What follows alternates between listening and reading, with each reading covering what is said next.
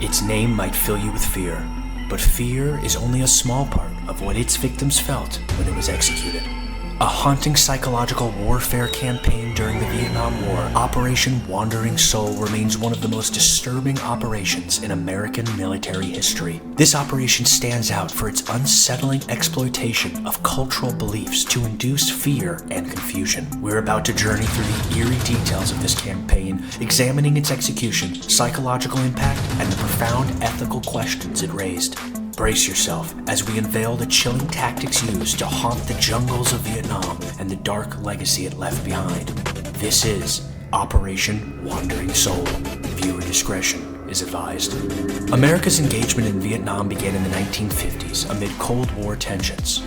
After the French defeat at Dien Bien Phu in 1954, the Geneva Accords divided Vietnam at the 17th parallel, with North Vietnam led by Communist Ho Chi Minh and South Vietnam under President Ngo Dinh Diem.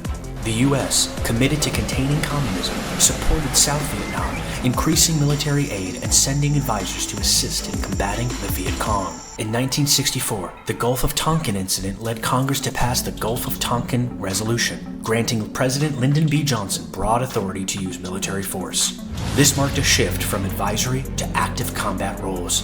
In 1965, Johnson deployed U.S. combat troops, initiating large-scale military operations. The mid-1960s saw significant escalation, with extensive bombing campaigns and ground troop deployments. The Tet Offensive of 1968, a major attack by North Vietnamese and Viet Cong forces, severely impacted American public support, revealing the war's persistent intensity and undermining claims of imminent victory. As public dissent grew, so did scrutiny of U.S. involvement, setting the stage for future policy shifts. With tensions rising, America needed to take more drastic and creative action in its attack.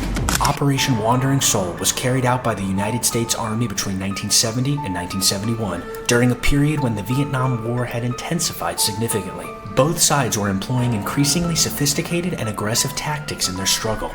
This operation was part of a larger psychological warfare initiative designed to undermine the morale of Viet Cong and North Vietnamese troops. Lieutenant Colonel Joseph A. Dwyer, a central figure in this campaign, was tasked with overseeing psychological operations in the region. His role was critical in shaping and implementing strategies intended to disrupt and demoralize the enemy. Lieutenant Colonel Dwyer's mission was not only about using fear, but also about exploiting cultural and spiritual beliefs to gain tactical advantages. Operation Wandering Soul epitomized this approach, leveraging the deep-seated fears and superstitions of the local populations. At the heart of this operation was the manipulation of traditional Vietnamese spiritual beliefs about the afterlife. Vietnamese culture holds a profound belief that souls of those who die violently or without proper rites of passage are condemned to wander the earth in a state of unrest. This belief is deeply ingrained in religious and cultural practices, emphasizing the importance of proper burial and ritual to ensure peace for the deceased. The U.S. military sought to use these beliefs to create a climate of fear among Viet Cong soldiers and local villagers. To execute Operation Wandering Soul, the U.S. military employed advanced audio technology, including loudspeakers and recording devices, to broadcast unsettling sounds across the dense jungles of Vietnam. These devices were strategically placed to ensure maximum psychological impact. The sounds broadcasted including ghostly wails, mournful moans, and other spectral noises designed to simulate the cries of restless spirits. The objective was to create an atmosphere of fear and paranoia among Vietnam soldiers. One of the primary locations for these broadcasts was Quang Tri Province, an area known for its dense jungle and strategic importance. This region was chosen for its proximity to North Vietnam and its challenging terrain, which made the eerie broadcasts more disorienting and effective. The U.S. military placed the equipment in remote, concealed locations within the dense foliage to avoid detection. The broadcasts were typically carried out at night, taking advantage of the darkness and isolation to enhance their impact. This approach aimed to maximize psychological stress on the enemy by making the sounds even more haunting and unsettling. The recordings used in Operation Wandering Soul were meticulously crafted to amplify the psychological effects. Alongside the disturbing noises, mock messages were recorded in Vietnamese. These messages were designed to sound like desperate pleas from deceased soldiers or loved ones. For instance, some recordings featured voices lamenting their untimely deaths and calling out for help, while others expressed anger and sorrow. The intent was to evoke a sense of dread and hopelessness among those who heard them, further intensifying the psychological impact of the operation. Major Richard Dick Davis played a crucial role in the implementation of Operation Wandering Soul. Davis and his team were responsible for setting up and operating the loudspeakers in Quang Tri Province. They strategically placed the equipment in remote and hidden locations to avoid detection. The broadcasts were timed to coincide with moments when enemy forces were most vulnerable, such as during periods of rest or when fatigue and paranoia were most likely to affect their psychological state.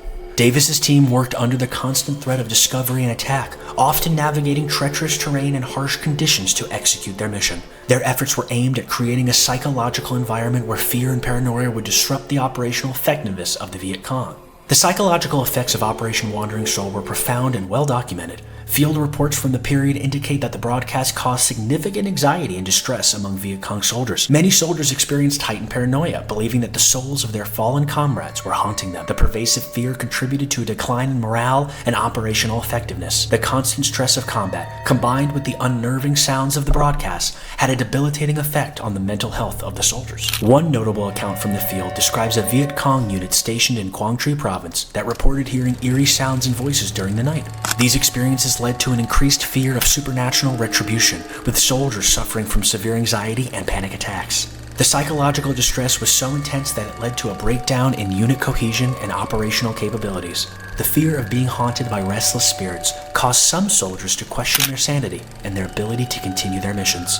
The ethical implications of Operation Wandering Soul sparked significant debate. The use of cultural and spiritual beliefs for psychological manipulation raised serious ethical questions.